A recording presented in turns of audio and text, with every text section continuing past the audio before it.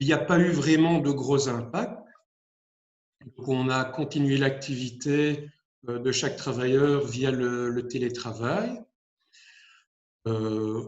Personne n'a pu se rendre au bureau pour des raisons de sécurité, afin de ne pas prendre les transports en commun. En même temps, le bureau n'est pas adapté pour accueillir les 4 ou 5 travailleurs. Cependant, à partir de mi-avril, un des travailleurs avait pour mission, entre guillemets, de se rendre une fois par semaine au bureau, seul, afin de dispatcher les courriers et voir si tout se passait bien.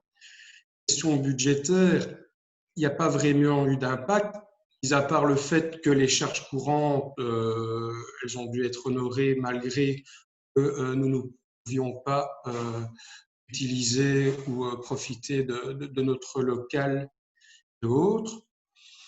En ce qui concerne les activités et les projets, donc la plupart des gros projets étaient en cours d'élaboration, et donc il n'y a pas vraiment eu d'impact financier ou logistique, mais tout était reporté.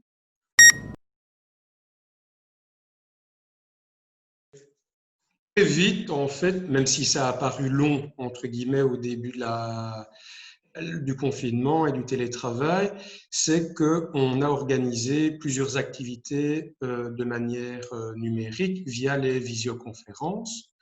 Donc, on a recréé des nouvelles actions, des nouveaux projets, des nouvelles activités. Par exemple, les capsules vitaminées qui sont animées par notre animateur chargé de projet, aidé de notre détaché pédagogique, où le but, c'est d'inviter chaque semaine, lors d'un e-apéro, entre guillemets, jeunes socialistes, une personnalité politique socialiste, afin de discuter de divers sujets.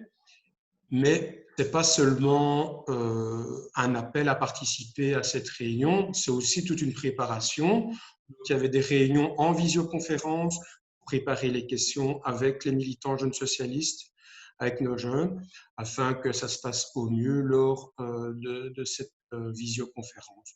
Beaucoup de choses se sont faites via le numérique, via Internet. On a même fait une manifestation via des jouets au début du confinement. On a communiqué beaucoup via les visuels, les réseaux sociaux. Et puis voilà, malheureusement, toutes les activités, actions physiques ont été postposées. Par exemple, les activités récurrentes comme l'Assemblée générale, voilà, nous sommes toujours en réflexion pour savoir de quelle manière nous allons procéder à cette Assemblée générale. Mais pour tout ce qui est réunions qui se faisaient de manière physique, je pense par exemple au bureau politique, aux réunions du conseil d'administration, même les réunions de staff hebdomadaires se sont faites via visioconférence.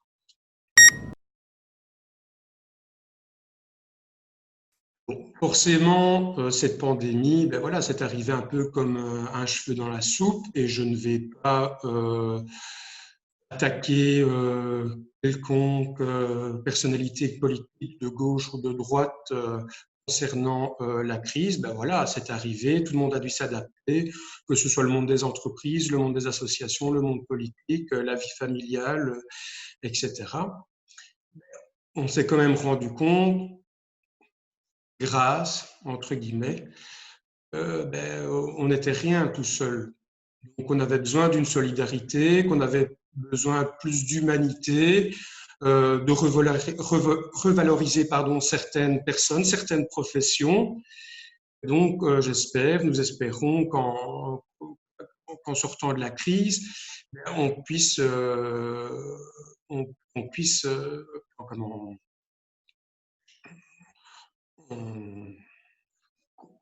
qu'on puisse grandir de cette expérience, de ce confinement, et que demain, on ne recommence pas une vie normale comme si de rien n'était, mais qu'on puisse mettre des choses en place au niveau sanitaire, au niveau social, au niveau socio-économique, au niveau socio-culturel aussi, parce que la culture et même le monde associatif, le monde de la jeunesse est fort impacté. Et malheureusement, j'ai quand même l'impression, on a quand même l'impression, c'est ce monde-là qui va ressentir fortement la crise dans les prochains mois, les prochaines années, puisqu'à mon avis, on va plus se focaliser sur d'autres secteurs, d'autres domaines concernant les finances, l'investissement. Depuis plusieurs années, si pas plusieurs décennies, malheureusement, ben, on fait des coupes budgétaires dans certains secteurs, comme la santé. Et aujourd'hui, on s'est rendu compte qu'en fait, la santé, ben, ça touchait tout le monde, qu'on soit millionnaire ou qu'on soit un allocataire pardon, social, ça touche tout le monde, la maladie touche tout le monde, et c'est quelque chose, c'est pas un luxe, la santé. Un luxe. On voit dans certains pays, je ne vais pas les citer ici, je pense que tout le monde sait de quel pays, quel grand pays je parle, ben voilà, si on n'a pas une assurance maladie, ben, on est laissé de côté et malheureusement, on n'est pas soigné. Ça va jusqu'à la mort. Ensuite, ben, les autres luttes, ben, oui, on a privilégié le monde de l'entreprise, enfin, je veux dire l'économie à tout prix,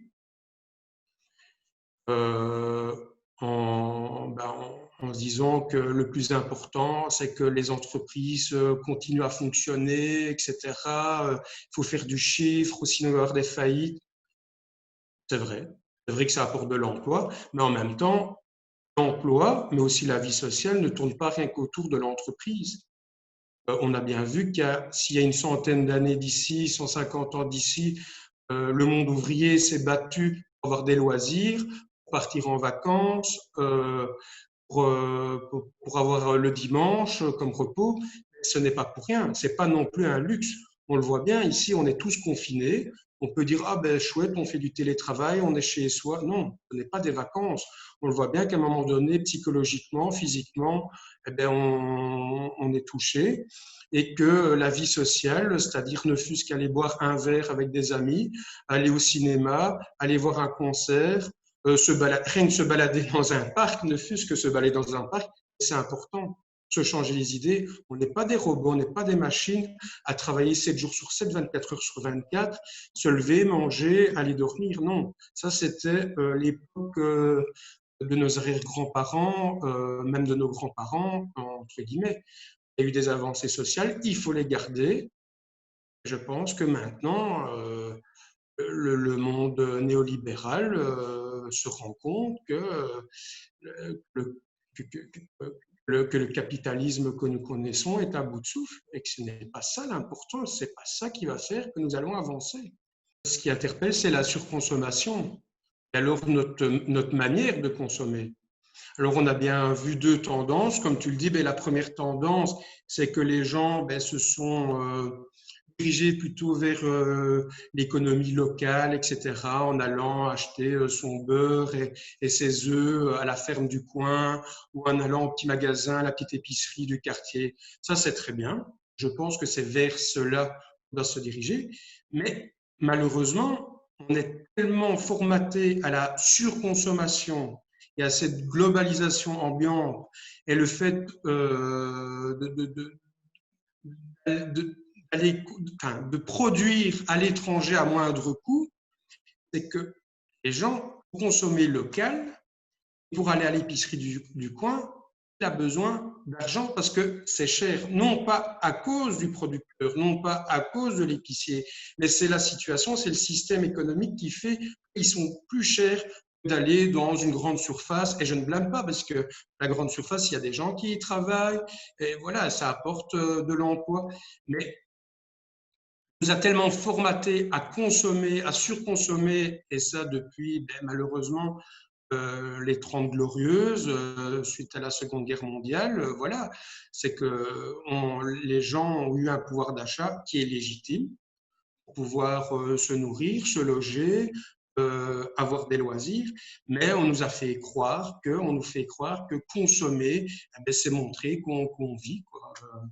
Je ne vais pas dire comme un certain publicitaire a dit, pour réussir sa vie, il faut avoir acheté une Rolex à 50 ans. Je pense que c'est pas ça le plus important, hein. Avoir réussi sa vie à 50 ans, je pense que c'est d'être en bonne santé, avoir une famille, avoir des amis, être épanoui dans son boulot et dans ses loisirs.